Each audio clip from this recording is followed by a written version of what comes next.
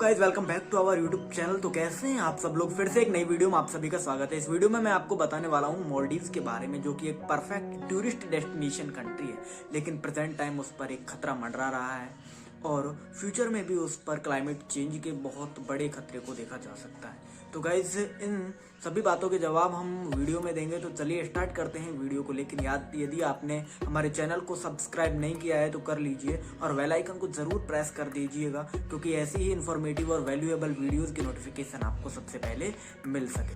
तो गाइज मैंने इस वीडियो को दो पार्ट में डिवाइड किया है। फर्स्ट पार्ट में हम मालदीव कंट्री की इकोनॉमी, पॉपुलेशन और उसकी पर कैपिटा इनकम और उसकी ज्योग्राफिकल स्ट्रक्चर के बारे में जानेंगे। सेकंड पार्ट में हम मालदीव्स पर क्लाइमेट चेंज के इफेक्ट के बारे में जानेंगे। मालदीव्स डूब रहा है फाइनेंशियली भी और लिटरली भी, वो कैसे, इसका जवाब हम देंगे इस वीडियो के सेकंड पार्ट में। तो गाइज करते हैं वीडियो को स्टार्ट। तो गाइज मालदीव को टापुओं का देश कहा जाता है, क्योंकि मालदीव 1100 से अधिक छोटे बड़े टापुओं से मिलकर बना हुआ है।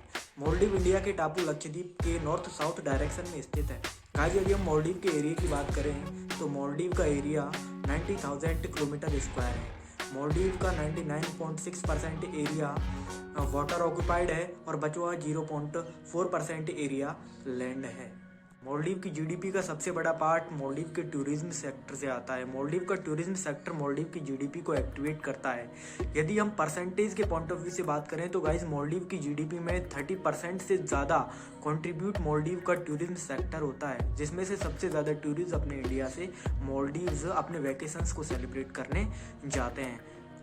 गाइस यदि हम मालदीव की पॉपुलेशन की बात करें तो मालदीव की पॉपुलेशन 5.21 लाख है। मालदीव पॉपुलेशन के पॉइंट ऑफ व्यू से पूरे एशिया का सबसे छोटा कंट्री है, लेकिन सबसे रिचेस्ट कंट्रीज की लिस्ट में भी टॉप पर आता है। मालदीव एक रिचेस्ट कंट्री है, क्योंकि मालदीव की पर कैपिटा इनकम $16,439 है। तो गाइस मालदीव को हम कह सकते हैं कि Maldives is a rich country with is rich population.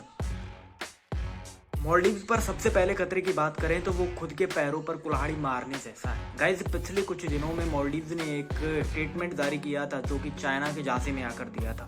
Maldives ने कहा था कि इंडिया अपनी आर्मी को हमारे देश से हटा ले।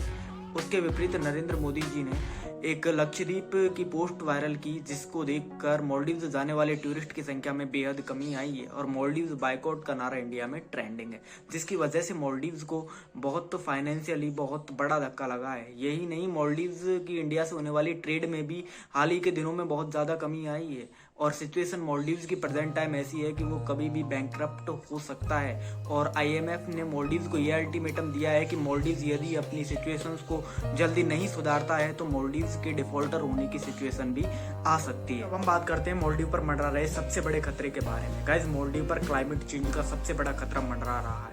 IPCC की रिपोर्ट के अनुसार मालदीव्स 2050 तक 80% पानी में डूब जाएगा, क्योंकि मालदीव पूरे वर्ल्ड का सबसे निचला देश माना जाता है। इसकी वजह से मालदीव एक हिंद महासागर में स्थित होने के कारण हिंद महासागर का जल स्तर हर साल लगभग 1 मिलीमीटर बढ़ रहा है। यह देखने में तो बहुत छोटा है, लेकिन यदि ये इसी रेट से यह वाटर लेवल बढ़ता रहा तो मालदीव का 80% पार्ट 2050 तक पानी में पूरा डूब जाएगा। इसका सबसे बड़ा रीजन है ग्रीन हाउस इफेक्ट गैसेज हैं। वर्तमान समय में बहुत ज़्यादा ग्रीन हाउस इफेक्ट गैसेज हैं प्रोड्यूस हो रही हैं। यदि इनकी रेट सेम रही तो 2050 तक मालदीव 80% अंडर वाटर होगा